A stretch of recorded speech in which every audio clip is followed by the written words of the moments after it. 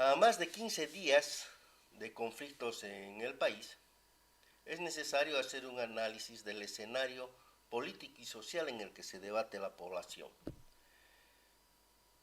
Se han dado algunas alternativas de solución al conflicto. Una primera que pasa por esperar que la Organización de Estados Americanos concluya su análisis, su auditoría, una opción a la que se aferra el gobierno y dice esperemos qué es lo que dice la OEA de los comicios electorales.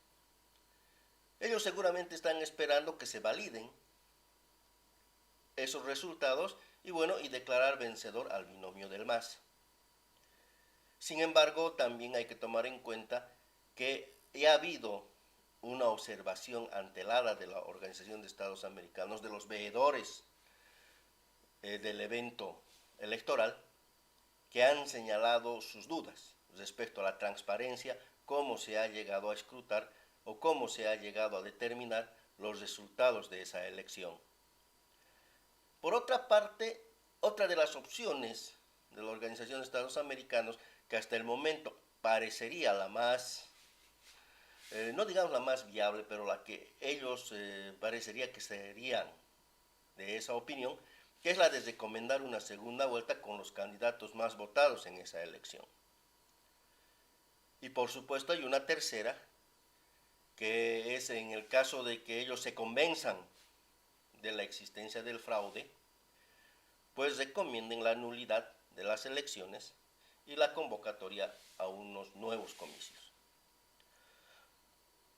Contrariamente a estas posiciones, el Cabildo Nacional o los cabildos nacionales y el clamor de la ciudadanía radica en la necesidad de que Evo Morales debe renunciar a la presidencia de la República. En este punto es necesario hacernos algún cuestionante.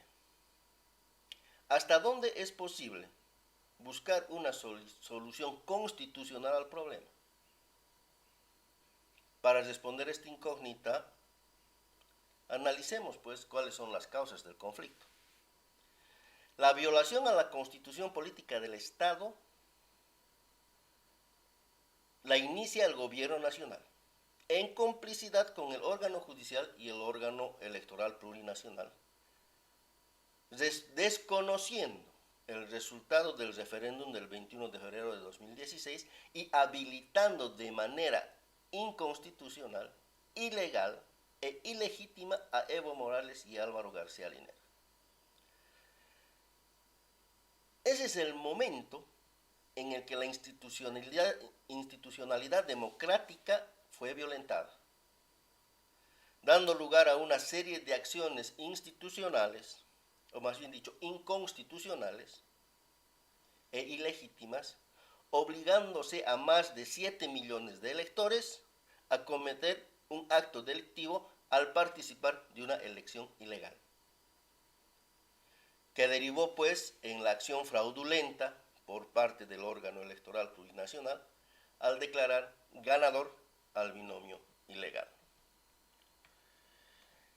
En ese escenario, la solución no es posible, más bien pensar en una solución constitucional al conflicto, pues esa solución pasa por una decisión política que nace de la necesidad de un acuerdo nacional a partir de dos premisas. La primera, renuncia del presidente de la República, y una segunda que es la convocatoria a nuevas elecciones. Si no se da lo primero, lo segundo es totalmente inviable. Y cuando se propone la renuncia del presidente de la República, no es posible pensar en una sucesión constitucional, porque si renuncia el presidente le correspondería al vicepresidente. Si no es viable, le correspondería a la presidenta de la Cámara de Senadores, y si no fuera viable, al presidente de la Cámara de Diputados. Y ahí se acaba la sucesión constitucional de acuerdo al artículo 169 de la Constitución Política del Estado. Por lo tanto, no podemos, o más bien dicho, no es viable esa acción, porque también conllevaría a otra acción inconstitucional, que sería la de prorrogar el gobierno del MAS. Por lo tanto, desde ese punto de vista, es necesario y se impone en el país viabilizar un gobierno de transición democrática que reconstituya la institucionalidad democrática, y el gobierno debe hacer entrega del poder ejecutivo a una instancia de gobierno de carácter cívico popular, en la que no podemos descartar, por supuesto, la participación de militares patriotas comprometidos con la reestructuración democrática. Con la solución al problema presidencial, recién es posible pensar en una convocatoria de elecciones, que con decisión y voluntad política se lo puede hacer en un plazo no mayor a un año.